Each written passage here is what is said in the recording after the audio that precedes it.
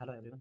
तो फिर आज अपने पढ़ने वाले हैं कि क्लाइमेट चेंज के बारे में, और जितने भी इंटरनेशनल कन्वेंशन स्टार्ट हुए हैं अभी तक, और जितने भी ग्लोबल इंसेंटिव्स लिए हुए हैं क्लाइमेट चेंज के रिगार्डिंग, वो सभी अपने पढ़ेंगे। सबसे पहले होता है कि क्लाइमेट चेंज होता क्या है।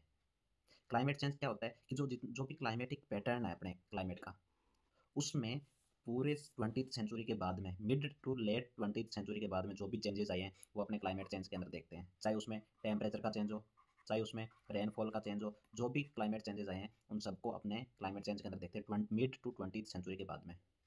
ओके, चाहे वो कार्बन डाइऑक्साइड के अंदर इंक्रीमेंट के कारण से हुआ है या फिर यूज ऑफ फॉसिल फ्यूल्स के कारण से हुआ है। ठीक है, अब क्लाइमेट चेंज की बात करते हैं तो क्लाइमेट चेंज का क्या मतलब होता है? A change of climate which is attributed directly or indirectly to the human activities. मतलब ह्यूमन एक्टिविटीज के कारण से डायरेक्टली और इनडायरेक्टली जो भी क्लाइमेट में चेंज आए हैं वो सभी क्लाइमेट चेंज कहलाते हैं। दैट अल्टर्स द ग्लोबल जो एटमोसफियर है उसको जो अल्टर करते हैं, उसी को क्या बोला जाता है? क्लाइमेटिक चेंज बोला जाता है। जो कि नेचुरल क्लाइमेट के साथ साथ वेरिएबिलिटी ऑब्जर्व की जाती है। किसमें? क्लाइमेट में जितनी भी वेरिएबिलिटीज ऑब्जर्व की जाती है 3 पीरियड्स के टाइम ओवर, मतलब 100 साल के अंदर जनरली जो क्लाइमेट है वो 30 ईयर्स का माना जाता है। कितने ईयर्स का? 30 ईयर्स का। 30 ईयर्स में जो भी क्लाइमेटिक चेंजेस आए उनको क्लाइमेट चेंज बोला जाता है।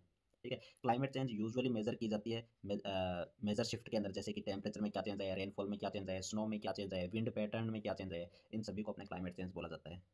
ओके, ह्यूमंस क्या करते हैं? ह्यूमंस ही जनरली, अगर अपने सोर्स बोले क्लाइमेट चेंज का तो वो ह्यूमंस है। क्यों? कि ह्यूमंस ही पॉल्यूशन कर रहे हैं, ह्यूमंस ही जो रिसोर्सेज है, ह्यूमंस ही जो रिसोर्सेज है उनका डिस्ट्रक्शन कर रहे हैं, ह्यूमंस ही जो भी सस्टेनेबिलिटी है उसको अफेक्ट कर रहे हैं। ठीक है, चाहे वो किसके कारण से हो, लार्ज फॉसिल फ्यूल्स के बर्निंग के कारण से हो, चाहे कोल हो, ऑयल हो, नेचुरल गैसेज हो, चाहे डिफोरेस्टेशन के कारण से हो। ओके, तो कोई भी रीजन हो, ह्यूमंस जो भी क्रिएट कर रहे हैं अभी क्लाइमेटिक चेंजेस के अंदर, वो सब क्लाइमेट चेंज के अंदर आते हैं। ओके, उसके बाद में अपने बात करते हैं इन्वायरमेंटल लॉज। कौन कौन से लॉज है या फिर इन्वायरमेंटल लॉज क्या होते हैं जो कि क्लाइमेट को कंजर्व करने के लिए हेल्प करते हैं? इन्वायरमेंटल लॉज क्या एक क्रूशियल रोल प्ले करते हैं regulating the use of natural resources की, नेचुरल रिसोर्सेज किस तरीके से यूज करना है और इन्वायरमेंट को किस तरह से प्रोटेक्ट करना है। ये सभी लॉज क्या करते हैं? इन्वायरमेंट का कंजर्वेशन करते हैं। ओके, जो सक्सेस होता है इन्वायरमेंटल लेजिस्लेशन का, मेनली डिपेंड करता है इस तरीके में जो उसको इन्फोर्स किया जाता है, मतलब किस तरीके से वो लॉ है वो इंप्लीमेंट किया गया है।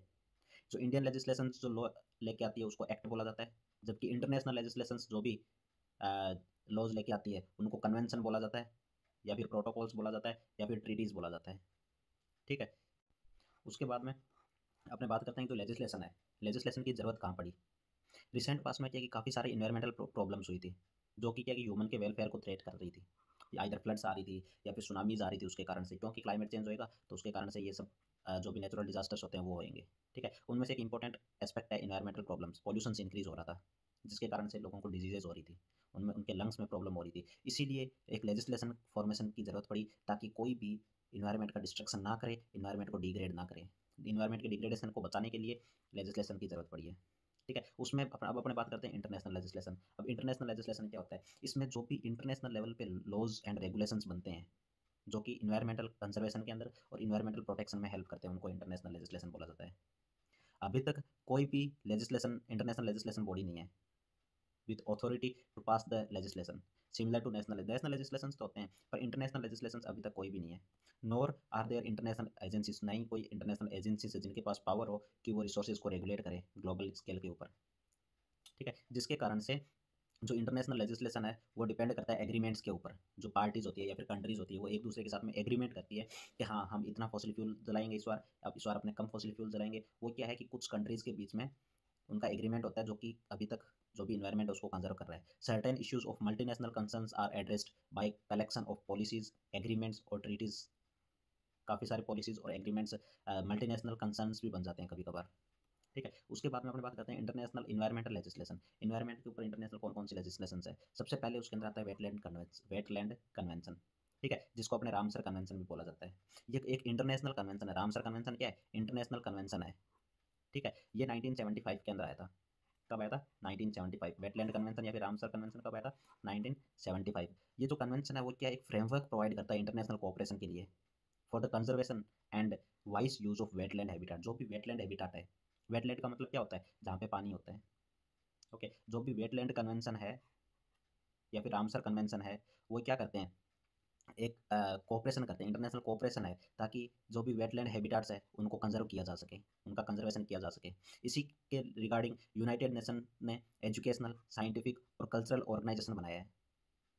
United nation education scientific cultural organisation. ठीक है, अब इस यूनेस्को का क्या काम है? Serve as the depository for the conventions. ये जितने भी कन्वेंशंस है उनके डिपोजिटरी की तरह काम करती है और उसका सेक्रेटरीट की तरह काम करती है। And it's secretariat the Ramsar bureau is in the global Switzerland. कहाँ पे है ये? स्विट्जरलैंड के अंदर है। क्या चीज़ पढ़ी अपन ने? जो वेटलैंड है या फिर जो रामसर कन्वेंशन है वो कब स्टार्ट हुआ? 1975 के अंदर। ठीक है कहाँ पे? स्विट्जरलैंड के अंदर। ठीक है, इसका इंडिया ने जो रामसर कन्वेंशन है उसको इंडिया ने कब साइन किया? 1981 के अंदर, 6 साल के बाद में। इस कन्वेंशन है, ये जो कन्वेंशन है रामसर कन्वेंशन या फिर वेटलैंड कन्वेंशन, इसका मेन एम क्या है? ताकि जो वेटलैंड एरियाज है उसका लॉस ना हो, to preserve the wetland area. क्या प्रिजर्व करना है? वेटलैंड एरिया को। Okay, and ensure the conservation of fauna and flora and their ecological process. उन वहाँ पे जो भी वेटलैंड एरिया के अंदर फ्लोरा और फोना प्रेजेंट है उनका कंजर्वेशन करना, वेटलैंड एरिया का कंजर्वेशन करना। कब स्टार्ट हुआ था? 1975 में स्टार्ट हुआ था। कहाँ? स्विट्जरलैंड के अंदर। 1981 के अंदर इंडिया ने साइन किया था। इसका मेन पर्पस क्या होता है? वेटलैंड एरिया को कंजर्व करना। ओके, अब ऑब्लिगेशन ऑफ पार्टीज के अंदर क्या क्या इंक्लूड है? ओके, जो भी पार्टीज है उनके ऑब्लिगेशंस के अंदर क्या क्या इंक्लूड होता है? सबसे पहला, designating one or more wetland for inclusion in the list of wetland of international importance. कुल मिला के जो भी एक या फिर एक से ज़्यादा वेटलैंड ऑफ इंक्लूजन की लिस्ट बनाना। जैसे अपने इंडिया के अंदर 6 वेटलैंड रामसर वेटलैंड साइट्स है इंडिया के अंदर। इंडिया में कितनी है रामसर साइट्स? कितनी है? 6 है। ओके, उसके बाद में vice judicious use of wetland. जो भी वेटलैंड है, मैनग्रोव्स है, मैनग्रोव्स कहाँ कहाँ उगते हैं? वेटलैंड एरियाज के अंदर। ठीक है, इनकी खास बात क्या होती है कि ये रूट से ऑक्सीजन रहते हैं, रूट से O2 लेते हैं ये। ओके, उसके बाद में वो इसका क्या काम होता है? सबसे vice use of wetlands. Okay, और लिस्ट बनाना इंक्लूजन साइट्स की। थर्ड क्या है? कंजर्वेशन ऑफ वेटलैंड्स को प्रमोट करना। फिर क्या है? उसके बाद में मैनेज करना वेटलैंड साइट्स को। फिर जो ट्रेनिंग देना इन the field of wetland research, wetland है उसकी रिसर्च के लिए या फिर मैनेजिंग के लिए या फिर वार्डिंग के लिए क्या करना? प्रमोट करना, ट्रेनिंग देना।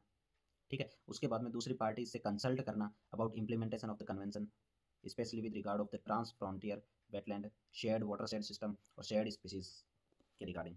ठीक है, जो भी पार्टीज होती है उनके क्या क्या ऑब्लिगेशंस होते हैं? सबसे पहला अपन ने पढ़ा था क्या कि लिस्ट बनाना वेटलैंड्स की। फिर वेटलैंड का जुडिशियस यूज़ करना। उसके बाद में क्या? वेटलैंड का कंजर्वेशन करना, प्रमोट करना। फिर रिसर्च का प्रमोशन करना।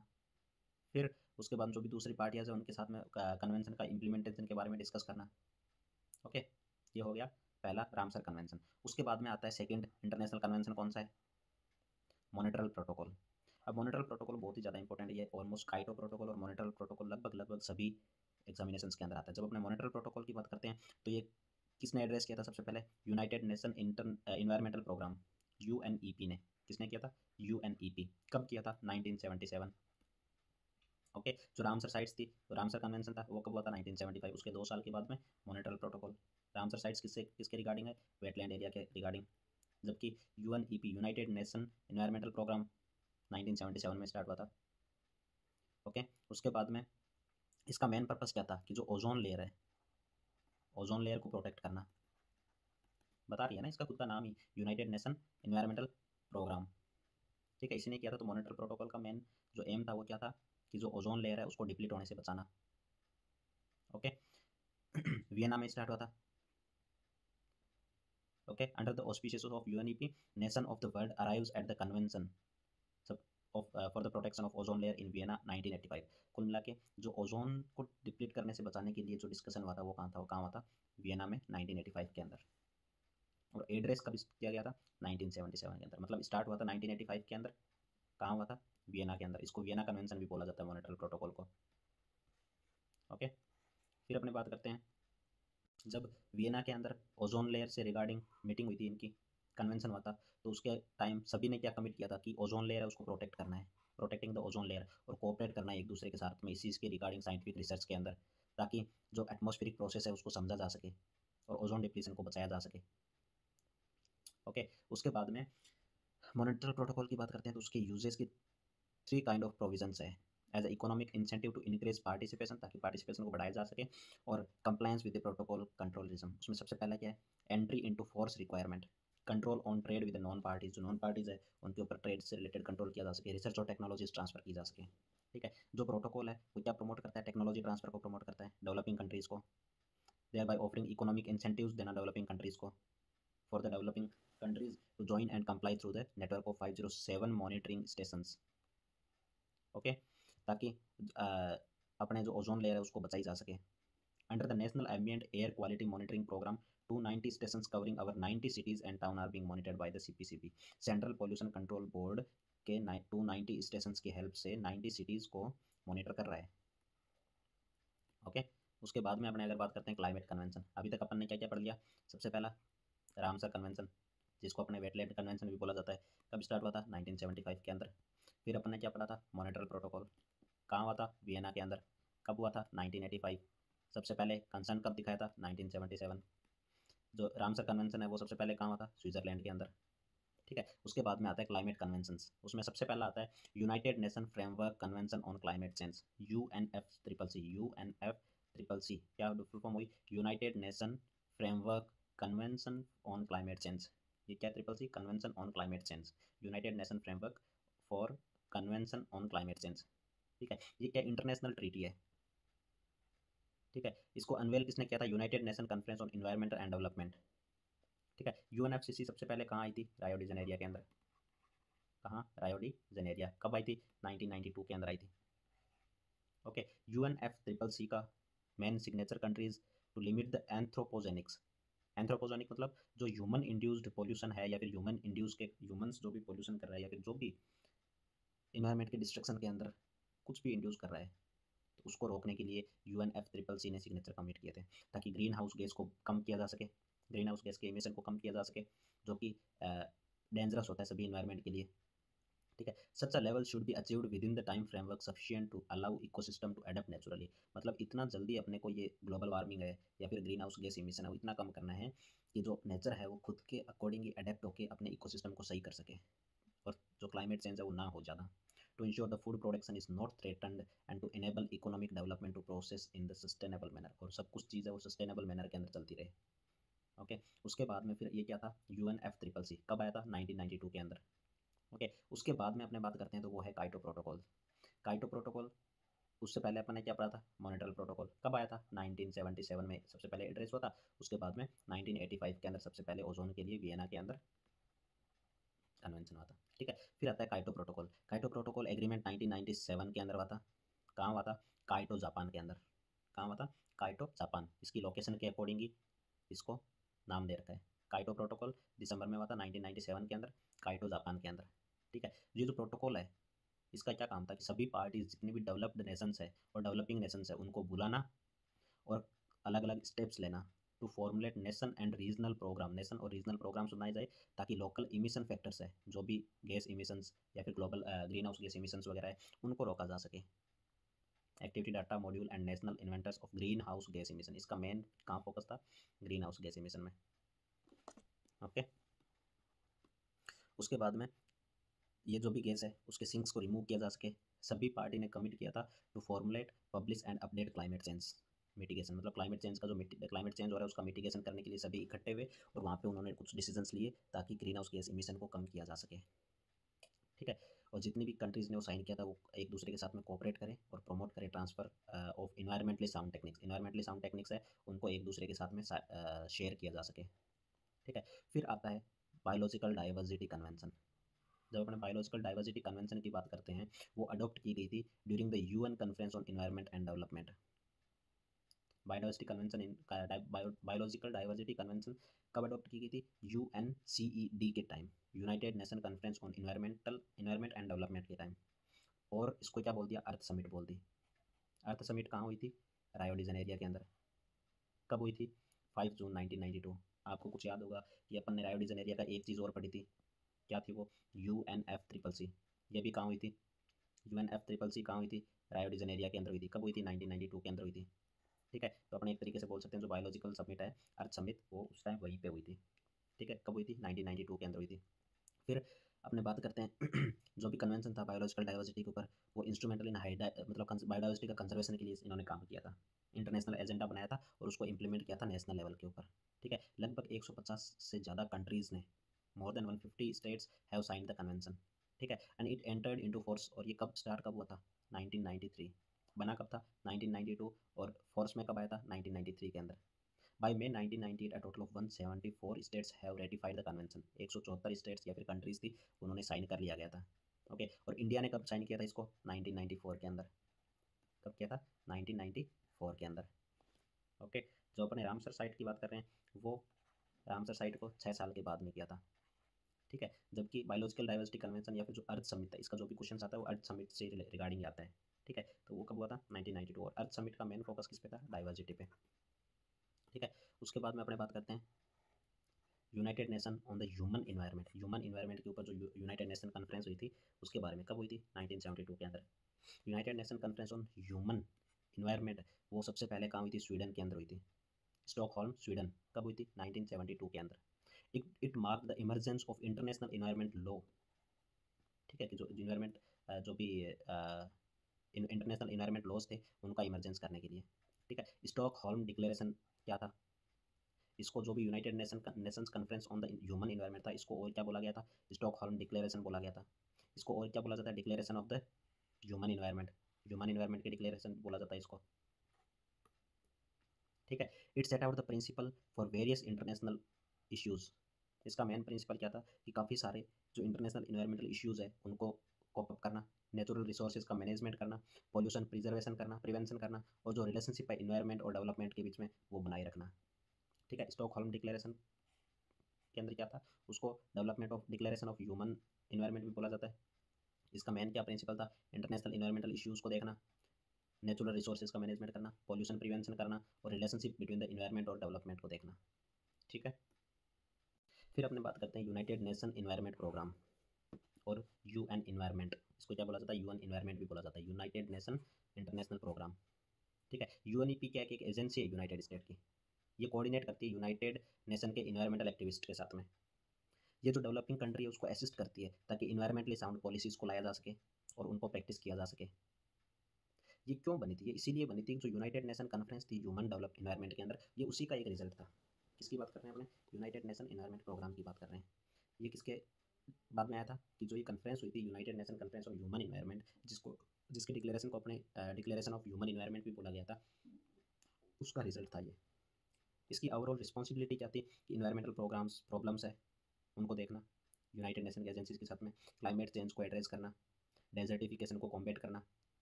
ओके, उसके बाद में ये इसके साथ में UNFCCC भी थी, उसके साथ साथ में united nation convention to combat desertification. ठीक है, इसका मेन क्या क्या था? एक तो क्लाइमेट चेंज को देखना, इन्वायरमेंटल प्रॉब्लम्स को देखना, और डेजर्टिफिकेशन को देखना।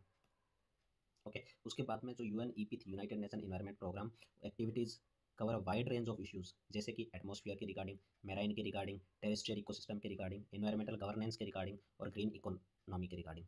ठीक है, जो world meteorological organisation WMO, world meteorological organisation, और जो यूनाइटेड नेशन इन्वायरमेंट है, जिसको अपना यूनाइटेड नेशन इन्वायरमेंट प्रोग्राम भी बोला जाता है, इन दोनों ने मिलकर इस्टेब्लिश किया था inter governmental panel on climate change, IPCC। कब किया था? 1988 के अंदर।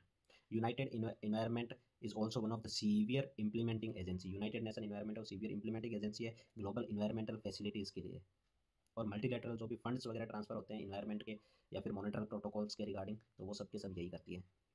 It also it is also a member of United nation development group. United nation development group का भी एक मेंबर है। ये ज़्यादा कोई नहीं पूछता क्वेश्चन, ये बस इसकी एक बार रीडिंग टाइप में मार सकते हो तुम। UNEP स्पॉन्सर करता है सोलर लोन प्रोग्राम्स को। जो सोलर लोन प्रोग्राम है वो स्पॉन्सर किया गया है यूनाइटेड नेशन इन्वायरमेंट में। ठीक है, उसके बाद में अभी अपन ने देखा था inter governmental panel on climate, IPCC। 1988 के अंदर स्टार्ट हुआ था। किसने? WMO, वर्ल्ड मेट्रोलॉजिकल ऑर्गेनाइजेशन, और UN इन्वायरमेंट ने दोनों ने मिलकर स्टार्ट किया था। अब अपने बात करते हैं उसकी। ठीक है, IPCC की बात करते हैं। ये क्या? साइंटिफिक इंटर गवर्नमेंटल बॉडी है।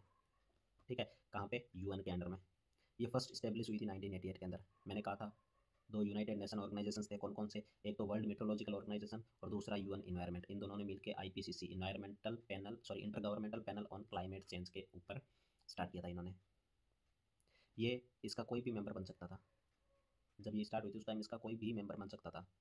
और ये क्या? एक रिपोर्ट प्रोडक्ट प्रोड्यूस का IPCC एक रिपोर्ट प्रोड्यूस करती है जो UNFCCC को सपोर्ट करती है। ओके उसके बाद में इसके ऊपर कोई खुद का ओरिजिनल रिसर्च नहीं होता, ये दूसरों से रिसर्च लेती है जो भी उनका किया हुआ होता है। Thousands of scientist and other experts contribute on a voluntary basis. Okay, 2007 में 2007 में नोबेल पीस प्राइज शेयर किया गया था टू इक्वल पार्ट्स के अंदर between IPCC and American environmentalist. 2007 में 2007 में जो नोबेल पीस प्राइज मिला था वो किस किस को मिला था? किस किस ने शेयर किया था? IPCC एंड अमेरिकन इन्वायरमेंटलिस्ट ने। ओके, जो आईपीसीसी है उसका एम क्या था? Aim are to assess scientific information relevant to, किस किस के relevant? Human induced climate change के रिगार्डिंग कोई भी साइंटिफिक इन्फॉर्मेशन है उसको एसेस करना, ह्यूमन इंड्यूस्ड जो क्लाइमेटिक चेंज है उसके रिगार्डिंग कोई भी इन्फॉर्मेशन है उसको एसेस करना, और एडोप्शन और मिटिगेशन के रिगार्डिंग। ठीक है, अब ये रिपोर्ट होती क्या है? IPCC assessment report. उसके अकॉर्डिंग ये प्रिपेयर की जाती है रेगुलर बेसिस पे, रेगुलर इंटरवल के ऊपर ये प्रिपेयर की जाती है। इसमें क्या क्या होता है? साइंटिफिक, टेक्निकल और सोशल इकोनॉमिक इन्फॉर्मेशन होती है। किसके relevant? Human induced climate change को देखने के regarding, potential impact on climate change and mitigation और एडप्शन, उसका मिटिगेशन कैसे करना है, एडेप्टेशन किसका कैसे करना है उसका, और जो भी क्लाइमेट चेंज इंड्यूस हो रहे हैं ह्यूमन एक्टिविटीज़ के कारण उसको कॉम्बेट करने के रिगार्डिंग इसके अंदर इन्फॉर्मेशन होती है। ठीक है, ये ज़्यादा कोई इंपॉर्टेंट नहीं है, उतना नहीं आएगा, अगर तुम पढ़ना चाहो तो पढ़ सकते हो, वरना कोई नहीं पूछेगा ये। देंगे बहुत ही इंपॉर्टेंट जो टॉपिक जिसको हमने बोला जाता है कंजर्वेशन ऑफ माइग्रेटरी स्पीसीज। जो भी स्पीसीज एक जगह से दूसरी जगह पे माइग्रेट हो रही है उसका कंजर्वेशन कैसे कर रहे हैं, उसके लिए कौन सा कन्वेंशन वगैरह बना हुआ है, इन सब चीज़ के बारे में अपने अभी बात करेंगे। पहले सबसे पहले जो ये माइग्रेटरी स्पीसीज के रिगार्डिंग जो कन्वेंशन बना है उसका फुल नेम क्या था? Convention on the conservation of migratory species of wild animals. जो भी वाइल्ड एनिमल्स है उनका कंजर्वेशन करना का ये कन्वेंशन है। ठीक है, the convention on migratory species और द बोन कन्वेंशन, इसको और क्या बोला जाता है? Bone convention. क्या बोला जाता है? Bone convention. और ग्लोबल वाइल्ड लाइफ कॉन्फ्रेंस क्या बोला जाता है? सबसे पहले अपन ने क्या देखा था? Convention on conservation of migratory species wild animals. Second कौन सा था? बून कन्वेंशन। ठीक है, थर्ड कौन सा था? Global wild life conference. ये तीनों के तीनों ये इनके अलग अलग नाम है, अदरवाइज ये चीज़ एक ही है। ठीक है, उसके बाद में जो कन्वेंशन है वो साइन कब किया गया था माइग्रेटरी बर्ड्स के रिगार्डिंग? 1979। कहाँ पे? बून, इसीलिए इसको क्या बोला जाता है? बून कन्वेंशन। और ये बून कहाँ है? जर्मनी के अंदर है। और ये कब फर्स्ट में आई थी? 1983 के अंदर। ठीक है, जो कन्वेंशन ऑन माइग्रेटरी स्पीसीज है CMS, ये ग्लोबल में केवल एक ही है, only global and UN based intergovernmental organisation, जो इस किस लिए इस्टेब्लिश की गई थी? Exclusively means only for the conservation and management of terrestrial aquatic avian migratory species के लिए। मतलब अभी तक और कोई दूसरी भी इसके अलावा कोई भी नेशनल या फिर इंटरनेशनल लेवल पे ऐसे कोई कन्वेंशन नहीं बनी है इसके अलावा। ठीक है, उसके बाद में फिर अपने बात करते हैं ग्लोबल इन्वायरमेंटल फैसिलिटीज़ के बारे में। ग्लोबल इन्वायरमेंट फैसिलिटीज़ ने यूनाइट की थी 183 countries in partnership with international institute civil society organisation के साथ में, एंड कुछ प्राइवेट सेक्टर्स भी थे जिसने इसको एड्रेस किया था ग्लोबल इन्वायरमेंटल इशू को while supporting national sustainable development incentives. एक इंडिपेंडेंटली ऑपरेटिंग फाइनेंशियल ऑर्गेनाइजेशन थी जिस कौन सी इंडिपेंडेंट ऑपरेटिंग फाइनेंशियल ऑर्गेनाइजेशन कौन सी थी? ग्लोबल इन्वायरमेंटल फैसिलिटी, जो क्या है अलग अलग प्रोजेक्ट्स को ग्रांट कर रही थी, जो बायोडाइवर्सिटी के कंजर्वेशन के अंदर हेल्प कर रहे हैं, क्लाइमेट चेंज के अकॉर्डिंग इंटरनेशनल वाटर और लैंड डिग्रेडेशन को जो कंजर्व कर रहे हैं, और ओजोन लेयर को जो कंजर्व कर रहे हैं, और परसिस्टेंट ऑर्गेनिक पॉल्यूटेंट्स को जो कंजर्व कर रहे हैं। ठीक है, इसका मतलब क्या हुआ? जो ग्लोबल इन्वायरमेंटल फैसिलिटी है, ग्लोबल इन्वायरमेंट फैसिलिटी, अब इन्वायरमेंट में सब कुछ आ जाता है, बायोडाइवर्सिटी भी इन्वायरमेंट में आएगी, क्लाइमेट चेंज भी, वाटर भी, लैंड भी, सब कुछ आ जाएगा। GF और किस चीज़ के लिए सर्व करती है? फाइनेंशियल मैकेनिज्म, मतलब किसको फाइनेंस देती है? कन्वेंशन ऑन बायोलॉजिकल डाइवर्सिटी किसको देती है? Convention on biological diversity, United nation framework convention on climate change, combat desertification, UN convention on combat desertification को भी देती है, स्टॉकहोल्म कन्वेंशन को भी देती है, on persistent part organic pollutants के ऊपर इसको भी देती है, मीनामाटा कन्वेंशन ऑन मरकरी, जो मरकरी के कारण आपको मालूम होगा HG जो मरकरी होती है उसके कारण मीनामाटा डिजीज भी होती है एक।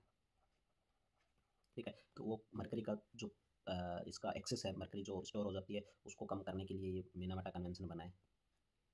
ओके, ये सभी इंस्टीट्यूट्स है जहाँ पे GEF क्या करती है? फाइनेंशियल असिस्टेंस प्रोवाइड करती है। अब जो GEF है वो 18 एजेंसीज के साथ में काम करती है। कौन कौन सी एजेंसीज हो गए? United nation development programme, united nation environment, world bank, FAO food and agriculture organisation, Asian development board, international fund for agriculture development, world wildlife fund conservation, international international union for conservation of nature. कुल मिला के environment से related, biodiversity से related या फिर sustainability से related जो भी ऑलमोस्ट जो भी इंस्टीट्यूट है सबके साथ में GEF काम करती है। ओके, इसका एरिया कौन कौन सा है? सीधी सी बात है, बायोडाइवर्सिटी अभी अपन ने देखा था, क्लाइमेट चेंज के बारे में देखा था, international water, land degradation, sustainable forest management वगैरह, ये ओजोन डिप्लीशन, सबके साथ में ये काम करती है। अब अपने जो पढ़ रहे हैं वो सबसे इंपॉर्टेंट है, इसको 3 स्टार मार्क कर लीजिए। सबसे पहला आता है UNCED या फिर अर्थ समिट। स्कोर क्या बोला जाता है? Earth summit. कब स्टार्ट हुई थी? 1992। कहाँ पे? रायो डी जनेरिया। रायो डी जनेरिया कहाँ पे है? ब्राज़ील के अंदर। ठीक है, चाहे नीट हो, चाहे ADO एग्रीकल्चर डेवलपमेंट ऑफिसर हो, या फिर ऑफिसर लेवल की कोई भी जॉब हो, सब में ये कंपलसरी है, चाहे UPSC हो, सबके लिए अर्थ समिट है वो एसेंशियल है। ठीक है। तो अर्थ समिट कब स्टार्ट हुई थी? 1992 के अंदर। इसको और क्या बोला जाता है? यूएनसीईडी। यूएनसीईडी की फुल फॉर्म क्या होती है? United nation conference on environment and development. क्या होती है? United nation conference on environment and development. ठीक है। अर्थ समिट सक्सीड मतलब पब्लिक अवेयरनेस के लिए मेनली जानी जाती है, for the need to integrate the environment और डेवलपमेंट, मतलब तुम डेवलपमेंट करो पर इन्वायरमेंट की भी थोड़ा ख्याल रखो। ठीक है। स्टार्टिंग में 190 कंट्रीज़ ने प्लेस किया था। स्टार्टिंग में कुछ कंट्रीज़ ने प्लेस किया था, 2010 तक 190 कंट्रीज़ ने प्लेस कर लिया कि हम हमारा इन्वायरमेंट का ध्यान रखेंगे, जिसके कारण से जो बायोडाइवर्सिटी लॉस है वो काफ़ी कम हुआ था ग्लोबल और लोकल लेवल पे। ओके। उसके बाद में अगर अपने बात करते हैं इस और इसका जो अर्थ समिट था उसका और क्या काम थे? फॉलोअप्स करना। अर्थ समिट के साथ साथ में वर्ल्ड समिट किस चीज़ के लिए रिस्पॉन्सिबल थी? Sustainable development. वो कहाँ हुई थी? जोहान्सबर्ग साउथ अफ्रीका के अंदर। कहाँ हुई थी? जोहान्सबर्ग साउथ अफ्रीका के अंदर। कब हुई थी? 2002 के अंदर। और जो अर्थ समिट है उसको मत भूल जाना, 1992 के अंदर। देखो दोनों के अंदर 20 ईयर्स का, अर्थ समिट और वर्ल्ड समिट की बात करते हैं तो दोनों के अंदर 20 ईयर्स का गैप है। और ये रायो डी जेनेरिया में हुई थी, पर ये जोहान्सबर्ग साउथ अफ्रीका के अंदर हुई थी। बहुत ही इंपॉर्टेंट है दोनों ही, वर्ल्ड समिट भी और अर्थ समिट भी। ठीक है। रायो डी जेनेरिया कहाँ पे? ब्राज़ील के अंदर है। 2012 के अंदर United nation conference on sustainable development ये हुई थी रायो के अंदर, रायो डी जेनेरिया के अंदर। And is also commonly called रायो+20, और रायो अर्थ समिट 2012 भी बोला जाता है इसको। रायो+20। रायो+10 क्या था? World summit. कहाँ हुई थी? जोहान्सबर्ग साउथ अफ्रीका के अंदर। जब वो 2012 के अंदर हुई तो उसको क्या बोल दिया गया? रायो समिट 2020। ओके, कोई दिक्कत नहीं है। फिर अपने बात करते हैं ये हो गई, यहाँ तक समझ में आ गया? बहुत ही ज़्यादा इंपॉर्टेंट है, इसको अच्छे से देख लेना। कुल मिला के सबसे पहले अर्थ समिट आई थी 1992, उसके उसके कहाँ हुई थी? रायो डी जेनेरिया के अंदर। उसके फॉलोअप में क्या आई? जोहान्सबर्ग के अंदर south Africa, Johannesburg south Africa के जोहान्सबर्ग के अंदर 2002 में वर्ल्ड समिट होगी, जिसको और क्या बोला गया? रायो+10 बोला गया। उसके बाद में फिर ये रायो समिट 2012 के अंदर रायो+20 बोल दिया गया इसको। कहाँ पे हुई थी ये? फिर से रायो डी जेनेरिया के अंदर। ठीक है। अब कौन कौन से इश्यूज़ है जिनसे ये रिलेटेड है? इश्यू जो इसको टच मतलब ये जो अर्थ समिट होती है वो कौन कौन से इश्यूज़ को टच करती है, कौन कौन से इशू को मेनली फोकस में रखती है? ठीक है। उसमें सबसे पहले इशू की बात करते हैं अपने, तो उसके अंदर आता है टॉक्सिक कंपोनेंट्स का प्रोडक्शन, जैसे कि लेड हो गया गैसोलीन के अंदर, पॉइजनस वेस्ट हो गया, रेडियो एक्टिव केमिकल्स हो गए, ये कहाँ कहाँ प्रोड्यूस हो रहा है, इनको कम करना। Alternative source of energy to replace the use of fossil fuel, fossil fuel को कम करना, क्योंकि फॉसिल फ्यूल क्या करता है? बहुत ज़्यादा पॉल्यूशन करता है। ओके। उसके बाद में पब्लिक ट्रांसपोर्ट के ऊपर रिलायंस ज़्यादा रहना, in order to reduce the vehicle emission, ताकि व्हीकल इमिशन को कम किया जा सके। हेल्थ प्रॉब्लम्स जो पोल्यूटेड एयर और स्मोक से होती है उसको कम करने का।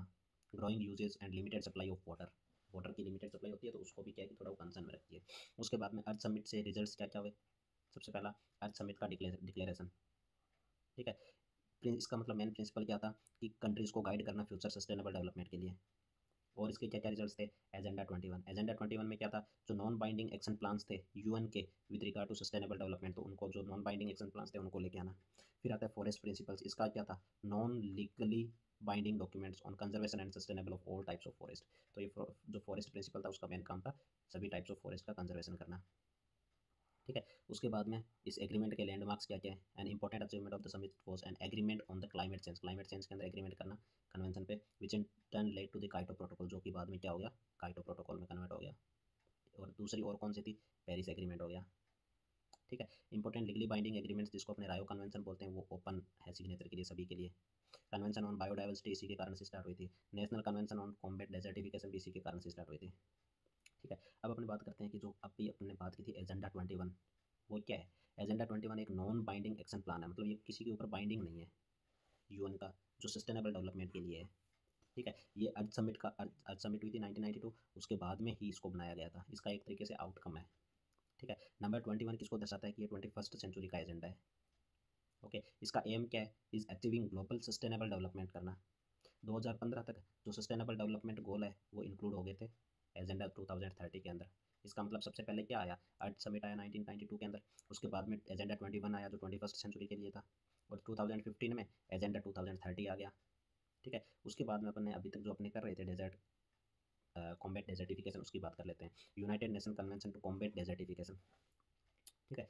ये जो कन्वेंशन है वो कहाँ स्टार्ट हुई थी? रायो में कॉन्फ्रेंस की टाइम, एजेंडा 21 के अंदर 1994 के अंदर। ओके। ये किसके रिकमेंडेशन से स्टार्ट हुई थी? जो रायो में कॉन्फ्रेंस हुई थी 1994 के अंदर उसके। ठीक है। जिसको अपन ने क्या बोल दिया था? Agenda 21। United Nation on convention to combat desertification है, वो एक ऐसा कन्वेंशन है जो डेजर्टिफिकेशन को कम करता है। और मिटिगेट करता है इफेक्ट ऑफ ड्रॉट, ड्रॉट का जो इफेक्ट होता है उसको कम करता है, प्लान्स बनाता है। ठीक है, ये जो नेशनल एक्शन प्लान है वो इनकॉर्पोरेट होते हैं लॉन्ग टर्म स्ट्रेटजी के साथ में, जो इंटरनेशनल कोऑपरेशन के साथ में सपोर्ट की गई है।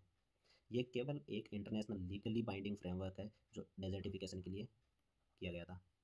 ओके, ये सबसे पहले अडोप्ट किया गया था पेरिस फ्रांस के अंदर। कहाँ पे? पेरिस फ्रांस के अंदर 1994 के अंदर। ओके, और उसके बाद में 1996 के अंदर इसको लागू कर दिया गया था, केम इनटू फोर्स। इसके 196 कंट्रीज इसका पार्ट है, जो कि मतलब अपन बोल सकते हैं पूरे ग्लोबल में काफ़ी रीच है इसकी। 2006 में ये डिक्लेयर कर दिया, इसने डिक्लेयर किया था international year of desert and desertification. तब 2006 को डिक्लेयर किया था international year of desert and desertification. ठीक है, स्टार्ट कब हुआ था? 1994 के अंदर। केम इनटू फोर्स कब आया था? 1996 के अंदर। और 2006 के अंदर international year of desert and desertification declare करवा दिया गया था। UN convention to combat desertification has established committee on science and technology. ठीक है, जो CST है, science and committee on science and technology, उसने कंपोज किया था governmental representative competent in the field of expertise relevant to combating desert and mitigating the effect of drought. उसके बाद में UNCCD है, जो United nation convention to combat desertification है, उसका और किसके साथ में कोलैबोरेशन है? Convention on biological diversity. Biological diversity के भी साथ में इसका क्या है? कोलैबोरेशन है। ठीक है, अब कन्वेंशन ऑन बायोलॉजिकल डाइवर्सिटी क्या है? कौन सी कन्वेंशन है ये? बायोलॉजिकल डाइवर्सिटी के ऊपर। ठीक है, ये जो बायोलॉजिकल, इसका मेन अपने को इसके टर्म से मालूम चल रहा है कि इस कन्वेंशन का मेन काम होएगा कि जो बायोलॉजिकल डाइवर्सिटी है उसका कंजर्वेशन करना। इसने बोला था कि ये जो बायोलॉजिकल डाइवर्सिटी है, बायोडाइवर्सिटी कंजर्वेशन है, ये कलेक्टिव रिस्पॉन्सिबिलिटी है सभी नेशंस की। जो कन्वेंशन है बायोलॉजिकल डाइवर्सिटी की, उसका मेन काम था conserving global diversity with involvement of the entire world, मतलब पूरा वर्ल्ड एक साथ में आए और बायोलॉजिकल डाइवर्सिटी का कंजर्वेशन करें। ये मल्टीलेटरल ट्रीटी थी जो अडेप्ट की गई थी अर्थ समिट के टाइम। कहाँ पे? रायो डी जनेरिया के अंदर 1992 के अंदर, and entered into effect in 1993। इसका मतलब कन्वेंशन ऑन बायोलॉजिकल डाइवर्सिटी वो भी कब आई थी? 1992 के अंदर। कहाँ आई थी? रायो डी जनेरिया के अंदर। कन्वेंशन ने सभी नेशंस को एक साथ में लिया था to take appropriate measure for conservation of biological diversity, biodiversity and sustainable utilization of resources. ठीक है, समझ में आ गया? पहले क्या था? कॉम्बैट डेजर्टिफिकेशन, और उसके बाद जो बायोलॉजिकल डाइवर्सिटी है वो कब आई थी? उसी टाइम 1992 के अंदर। ओके, और फोर्स में कब आ गई थी? 1993 के अंदर। कब? जब अर्थ समिट हुई थी रायो डी जेनेरिया के अंदर। ओके, समझ में आ गया? Very good. अब ये जो कन्वेंशन ऑन बायोलॉजिकल डाइवर्सिटी थी, इसके तीन मेन गोल थे। उसमें सबसे पहला क्या था? Conservation of biological diversity. दूसरा क्या था? Sustainable use of its components. फिर थर्ड क्या था? Fair and equitable sharing of benefits arising from genetic resources. Genetic resources से जो भी अपने को आउटकम आ रहा है वो क्या करना है? इक्विटेबल शेयरिंग करनी है। ओके, उसके बाद में ये क्या कि इसका दूसरा मेन मकसद ये भी था कि सस्टेनेबल डेवलपमेंट करना है लोगों का। ओके, उसके बाद में ये लीगली बाइंडिंग था सभी के लिए कि सभी को इसके अंदर ज्वाइन करना ही पड़ेगा। उसके बाद 195 यूएन स्टेट और यूरोपियन यूनियन पार्टीज ने इसको कन्वेंशन को ज्वाइन किया था। सभी यूएन मेंबर स्टेट थे with the exception of United state have ratified the treaty. At the 2010 के अंदर 10th conference of party, 10th COP हुई थी कन्वेंशन ऑफ पार्टीज़ के to the convention on biological diversity in October. कहाँ हुई थी? Nagoya, Japan के अंदर, जिसको अपने नागोया प्रोटोकॉल भी बोला जाता है, वो अडप्ट हुआ था। ठीक है, अभी समझ में आ गया नागोया प्रोटोकॉल कहाँ पे हुआ था? जापान के अंदर। कब हुआ था? 2010 के अंदर। ठीक है, उसके बाद में अब अपने बात करते हैं कार्टेजिना प्रोटोकॉल। कार्टेजिना प्रोटोकॉल के अंदर क्या था? क्या पढ़ रहे हैं अपने अभी? कार्टेजिना प्रोटोकॉल, जो कन्वेंशन ऑन बायोलॉजिकल डाइवर्सिटी है वो रैपिड एक्सपांड हुई थी फील्ड के अंदर बायोटेक्नोलॉजी के। किसके थ्रू? मतलब ये जो कार्टेजिना प्रोटोकॉल है ये बायोसेफ्टी से रिलेटेड है। पूरा का पूरा कार्टेजिना किससे रिलेटेड है? बायोसेफ्टी से। क्यों? कि जो कन्वेंशन ऑन बायोलॉजिकल डाइवर्सिटी था उसका एक्सपांडिंग रोल प्ले कर रहा है ये किसके अंदर? बायोटेक्नोलॉजी के अंदर। और कार्टेजिना प्रोटोकॉल है वो किसके ऊपर काम कर रही थी? बायोसेफ्टी के ऊपर। ये क्या एड्रेस करती है? टेक्नोलॉजी डेवलपमेंट के ऊपर। क्या क्या काम करती है? टेक्नोलॉजी का डेवलपमेंट करती है, टेक्नोलॉजी ट्रांसफर करती है, बेनिफिट शेयरिंग करती है और बायोसेफ्टी इश्यूज़ को देखती है। क्या क्या करती है? Technology development, technology transfer, benefit sharing और बायोसेफ्टी इश्यूज़ को देखती है। जो बायोसेफ्टी, इसको अपने बायोसेफ्टी प्रोटोकॉल भी बोल सकते हैं। इसका मेन क्या काम था? To protect biological diversity from the potential risk possessed by living modified organisms. जो भी लिविंग मॉडिफाइड ऑर्गेनिजम्स है उससे बायोलॉजिकल डाइवर्सिटी को कंजर्व करके रखना।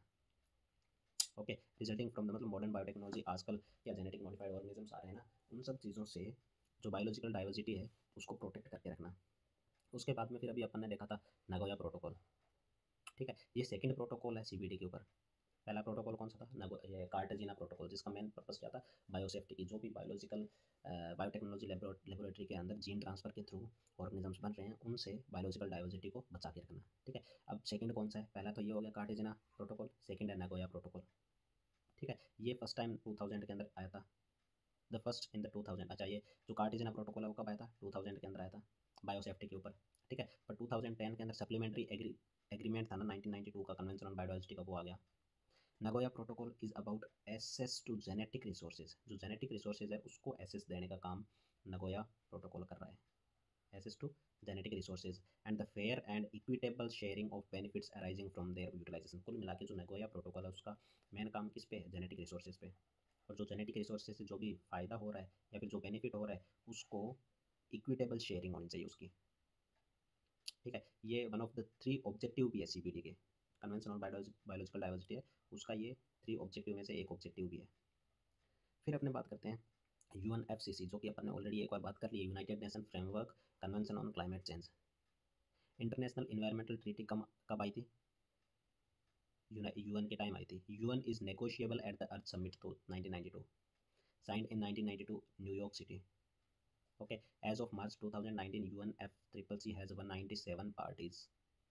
यूएनएफसीसी का रोल क्या है? Framework for negotiating special international treaty, जिसको अपने प्रोटोकॉल्स बोला जाता है, that aim to set binding limits to green house gases. UNFCCC का मेन क्या रोल था? ग्रीन हाउस गैसेज को कंट्रोल करना। ओके, उसके बाद में अगर अपने बात करते हैं 2030 एजेंडा, 2030 एजेंडा क्या था? सस्टेनेबल डेवलपमेंट गोल्स थे इसके। 2030 एजेंडा सस्टेनेबल डेवलपमेंट गोल।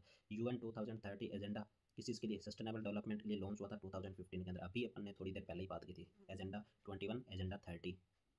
ठीक है, UN 30 agenda sustainable development goal का क्या एम था? कि पॉवर्टी रिमूव करना, पॉवर्टी को रिमूव करना in all forms and seeks to realize the human rights of all and achieving gender equality. क्या क्या काम था? पॉवर्टी को रिमूव करना और जेंडर इक्वलिटी देखना, एजेंडा 30। ठीक है, जो सस्टेनेबल डेवलपमेंट गोल है वो कलेक्ट किए गए थे, are a collection of 17 global goals and their 169 targets. क्या क्या थे? 169 टारगेट्स थे एजेंडा 30 के, और 17 ग्लोबल गोल्स थे, set by the United nation general assembly in 2015 for the year 2030, जिसको 2030 एजेंडा भी बोल दिया।